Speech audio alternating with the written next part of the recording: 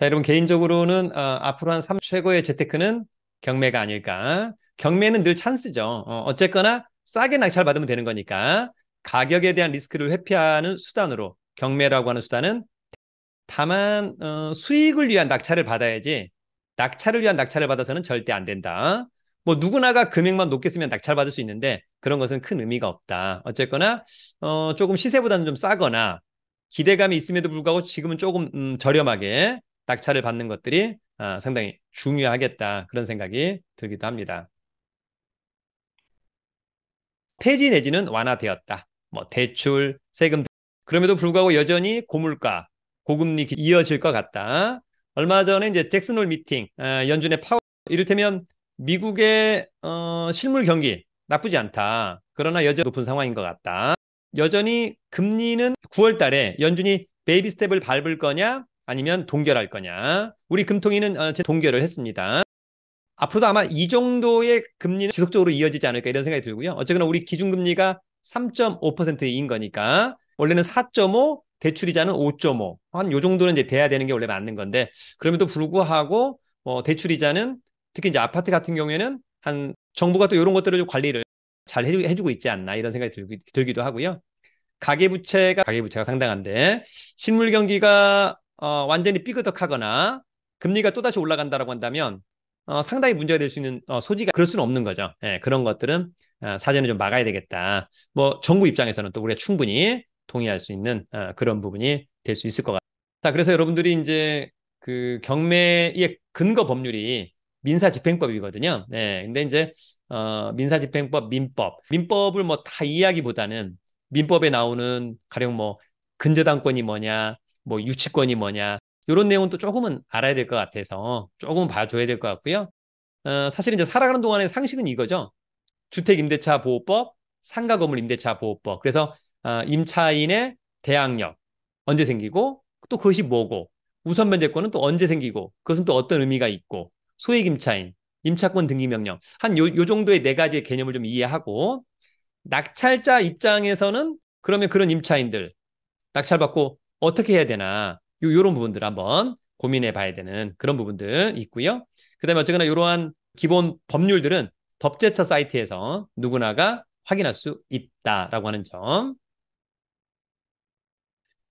자, 그다음에 이제 우리가 여러분 사이트를 좀 봐야 된다라고 했잖아요. 그래서 국가가 만든 사이트, 대법원 경매정보 사이트 신뢰해도 되죠. 예, 국가가 만든 것이기 때문에. 그래서 대법원 경매정보 사이트에서 만약에 제가 용산에 어떤 물건이 나왔지, 마포구에 어떤 물건이 나왔지 확인할 수 있고, 그러나 약간 아쉬운 것은 국가가 공신력 있게 무료로는 만들어서 좋았는데 물건 하나하나에 대한 디테일 조금 부족하다. 그래서 부동산 태인과 같은 유료 경매 정보 사이트가 돈을 받고 사이트를 좀 운영하고 있는 거죠. 그래서 이제 여러분들이 그냥 재미삼아 할 거라면 그냥 대법원 경매 정보 사이트만 보면 좋을 것 같고 나는 투자자로서 조금 롱런 하고 싶다. 그러면 이 두 가지를 같이 보는 것도 나쁘지는 않겠다. 자, 그러면 여러분들이 앞으로 가장 많이 봐야 될 사이트, 대법원 경매정보 사이트입니다. 대법원 경매정보 사이트. 그래서 요거 들어오셔가지고 클릭 좀 확인 한번 해보면 좋을 것 같고, 그 다음에 이제 뭐 나는 서울중앙지방법원에 어떤 물건이 나와 있는지 확인하고 싶어. 아니면 나는 서울 용산구에 확인하고 싶어. 이런 것들을 확인할 수 있을 것 같고요. 그 다음에 많은 사람들은 어떤 물건에 관심이 있는지, 그 다음에 이론도 나와 있으니까 이런 것들을 클릭해서 체크하고 조금 공부해보는 것도 나쁘지 않겠다 생각을 한번 해봅니다. 자, 그런 가운데 이제 유료 경매정보 사이트, 부동산 태인과 같은 사이트를 한번 보자. 예, 그래서 나는 종합 검색란을 통해서 어떤 물건을 좀 보고 싶다. 아니면 뭐 이런 것들 한번 좀 봐볼까? 이렇게 이제 생각할 수도 있는 거죠. 자, 그래서 경매에 대한 설명 겸 이런 물건 괜찮아 보인다. 그래서 오늘 제가 첫 번째 가져온 물건은 경기 부천시 작동의 로얄 아파트 몇 동, 몇 호. 요 디테일한 것은 우리가 대법원 경매정보 사이트에서 부천 지원 사건 번호 2022 타경 3214 여기가 사건 번호거든요. 요거 놓고 클릭하면 이 사건에 대한 디테일 누구나가 확인할 수 있습니다. 자, 그러면 이제 하나씩 확인할게요.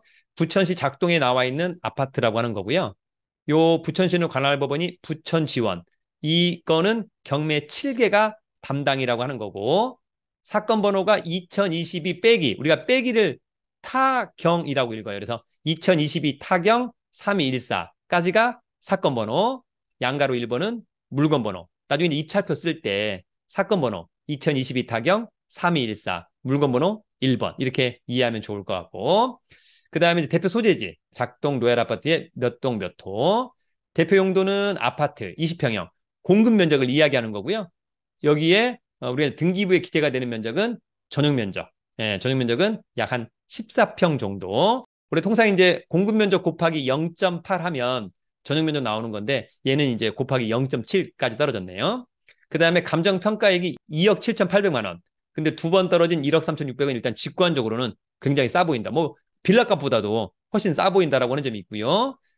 이번에 내가 입찰하겠다라고 한다면 최저가 1억 3,622만 원 이상은 무조건 써야 됩니다. 그 밑으로 쓰면 안 된다는 거고요. 그 다음에 내가 1억 5천을 쓰든 2억 원을 쓰든 보증금은 누구나 다 똑같아요. 최저가의 10%라고 하는 점.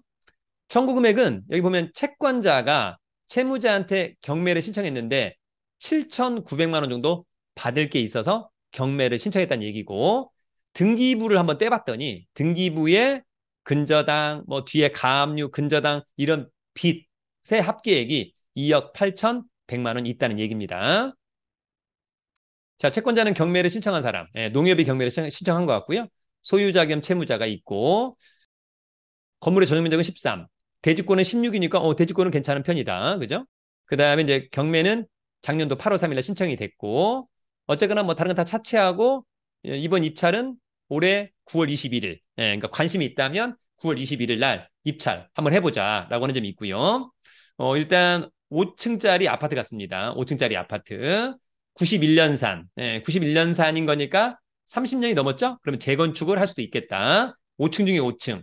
지금 아마 5층 중에 5층이 아마 제일 쌀 수 있어요. 왜냐하면 엘리베이터가 없을 거거든요. 엘리베이터가 있으면 5층이 제일 비쌀 수 있는데 엘리베이터가 없다면 5층은 조금 걸어 다니기 좀 불편하다. 이럴 수 있다라고 하는 점도 하나 체크해 보면 좋을 것 같고 그 다음에 여기 이제 2억 7,800에 감정평가되어서 2023년도 7월 13일 날 유찰 아무도 낙찰을 안 받았다는 거예요.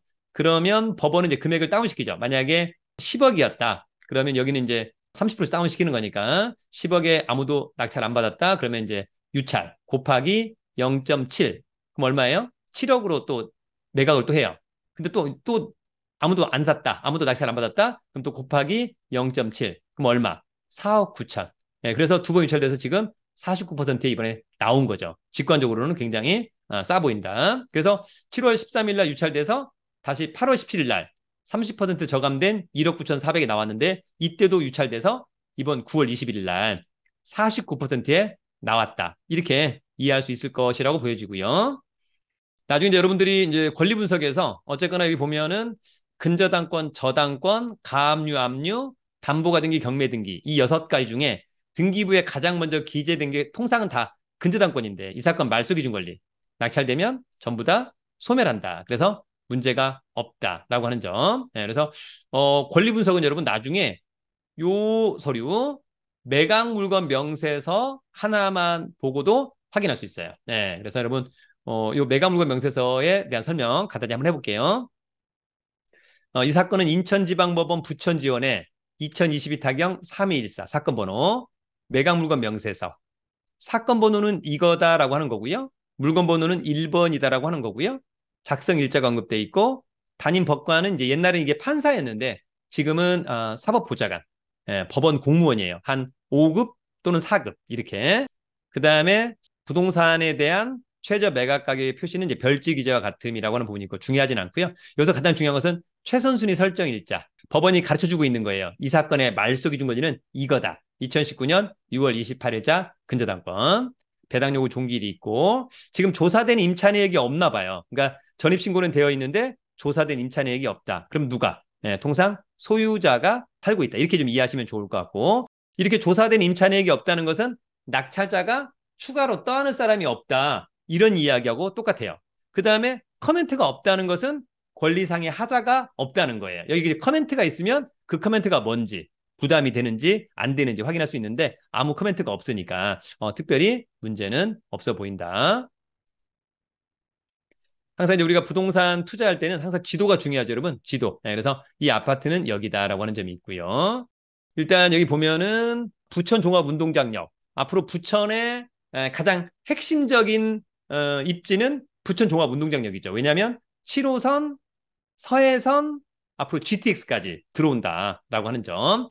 그다음에 이제 여기 원종역이 또 앞으로 미래 가치가 상당히 좋은 곳입니다. 그래서 원종역에서 내려서 걸어오거나 마을버스 또는 까치울역에서 곧바로 마을버스 이렇게 가면 좋을 것 같고 나중에 어쨌거나 뭐 이런 데도 재건축이 된다라고 한다면 뭐 입지는 아주 이상한 곳은 아니기 때문에 나빠 보이지는 않는다. 이렇게 정리를 한번 해볼 수 있을 것 같습니다. 그러니까 이 물건이 이제 좋냐 안 좋냐 여부는 직접 현장에 가서 확인을 해야만 한다. 아시겠죠? 그래서 한번 현장에 가서 중개사무소 또 이 아파트 내 왜, 뭐 이런 것들도 한번 확인해 보면 좋을 것 같습니다. 자, 여러분, 오늘 두 번째 물건은 남양주시 다산동의 아파트입니다. 저희 이제 얼마 전에 1년 투자클럽반 수강생들하고 남양주시 별내동을 갔다 왔거든요. 지난 수요일. 야, 비가 엄청 왔습니다. 저희는 이제 별가람역에서 내려서 별내역까지 근처에 단독주택, 아파트, 그다음에 오피스텔, 지식산업센터까지 한번 쫙 보고 왔는데 어쨌거나 또 다산동은 이제 전부 다 신도시니까 거의 다 새 아파트다라고 하는 점이 있고 33평의 아파트가 10억짜리인데 두 번 유찰돼서 5억. 일단 직관적으로 와 굉장히 싸 보인다. 전용 면적 25인데 대지권 17. 통상 전용 면적 대비 대지권이 반절이면 양호한데 훨씬 많죠. 그래서 일단 아파트 단지가 쾌적할 것 같다. 이런 느낌 있고요. 관심 있다면 9월 12일 날 입찰하러 가면 되는 거죠. 남양주 지원이 있어요. 이게 도농역 근처에 있죠, 여러분. 요거 가서 입찰하면 될 것 같고 사람들이 가장 많이 보는 곳은 2019년산. 와, 새 거죠, 여러분. 4년 차밖에 안 됐으니까 좋다. 30층 중에 4층이니까 뭐 나쁘진 않잖아요, 여러분. 그렇게 정리하면 될 것 같고. 그다음에 이제 권리 분석. 매각물건 명세서. 우리가 중요한 것은 이 사건의 말소 기준 권리. 요거보다 전입 신고가 빠른 사람이 있냐? 아무도 없대. 문제 없구나. 또 코멘트가 없으니까 문제 없구나. 이렇게 우리는 정리를 하면 될 것 같습니다. 자, 그다음에 이제 위치는 이게 여러분 경의중앙선 도농역이에요. 도농역.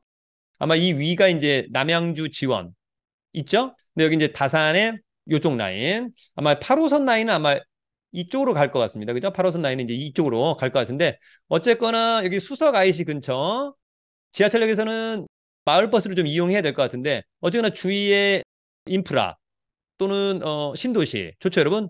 초등학교도 품고 있어서 상당히 매력적으로 보인다. 근처는 이제 지산이 있고요. 여기 보면 뭐 전반적으로 위치는 나쁘진 않다. 물론 이제 다산에서도 여기보다는 느낌적으로는 이 위가 좋죠, 여러분.